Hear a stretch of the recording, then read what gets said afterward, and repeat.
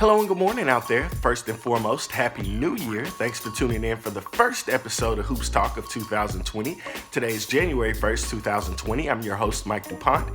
Thanks for tuning in to today's episode. However, you may be following along on Instagram at Mike Dup, on Facebook at Mike DuPont II, or if you're following along on YouTube, don't forget to like and subscribe at Mike is Kinda Funny. Let's just dive right in as we usually do. Starting in the Southwest Division, last night, 3 of the 5 teams in action. 2 teams came away with victories as the Rockets came out with the blowout victory over the Nuggets. The Spurs came away with the victory as well. The Dallas Mavericks unfortunately fell to the Oklahoma City Thunder 106-101. Taking a grand look at the standings, taking a 50,000-foot view, so to speak, at the standings. The Oklahoma City Thunder making their way up the standings. Not too many teams expecting this. Not too many basketball fanatics, basketball enthusiasts expecting to see Oklahoma City Thunder post Russell Westbrook, post James Harden, post Kevin Durant. I know it's been years since the last two have been there, but post their Big Three era.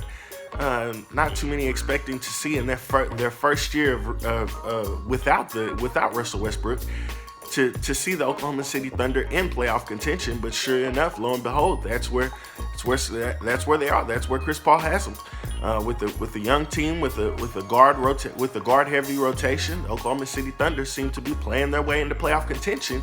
And again, we talked about this last year. And it's convenient to say that we talked about this last year.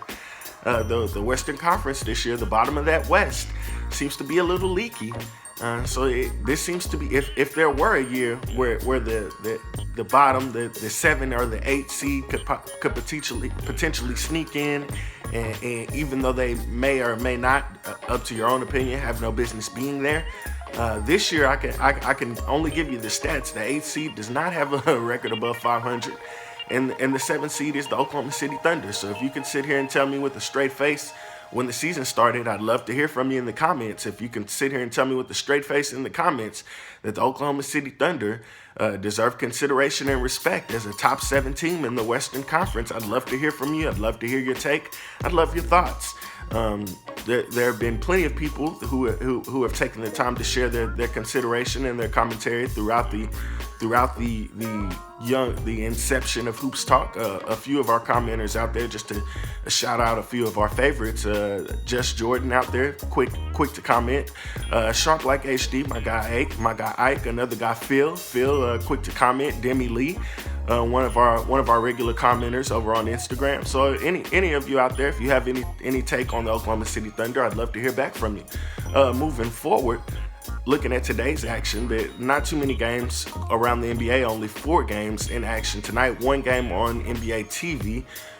Not too much action taking place. The NBA TV game, a bit of a reunion, so to speak, as the Portland Trailblazers will take on the New York Knicks. I say reunion because it'll be Carmelo Anthony taking on his former team, the New York Knicks. Although he is in no way the guy in Portland, but it will be an opportunity to see his former team where things, I won't say where things took off, but where things sort of, where he kind of found his own identity, where things became his in New York. And we'll see how that plays out. I've got a feeling that New York's gonna bring some energy tonight. We could probably expect to see a bigger than usual game from Julius Randle. At the same time, the Trailblazers are very desperate for a win. They need it very much.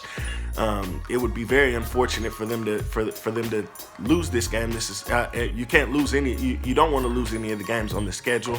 But you look at the game, you see the New York Knicks on the schedule, you see the Brooklyn Nets, and you understand where they are in their season. Both teams struggling to find an identity just to get wins on a consistent basis, and you've got to take advantage when you've got them on the schedule.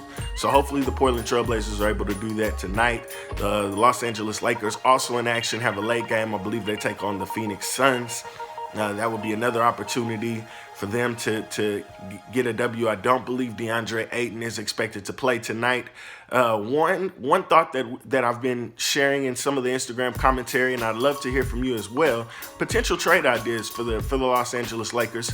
Many of us have already begun to toss these ideas around, and I figure why not throw it out to everybody in all three channels to give us all a chance to share your take. So in a perfect world, in your perfect world, not in Mike's perfect world, not in anybody else's Instagram in perfect world, in your perfect world, what trade is there a trade? And if so, what trade do you see the Lakers making before the deadline to maybe get them where I don't want to say that they're not where they need to be right now, but maybe to get them in a more secure place heading into the NBA playoffs, heading into April, May, June, potentially the finals.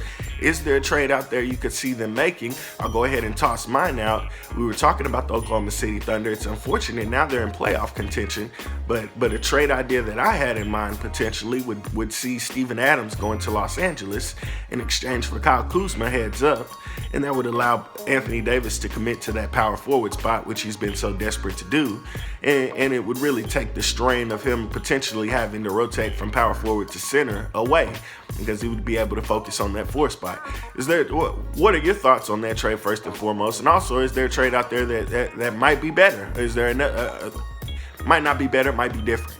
Is there another trade out there you could see them making that could firm up that rotation heading into April, May, June? Remember, we're thinking long term. We're not thinking about trades that are going to help them heading into All-Star break. We're thinking about April, May, June, and beyond that, because you do have to remember Anthony Davis is a free agent at the end of this season. So let me know your thoughts out there. Thanks for tuning in for another episode. Stay blessed.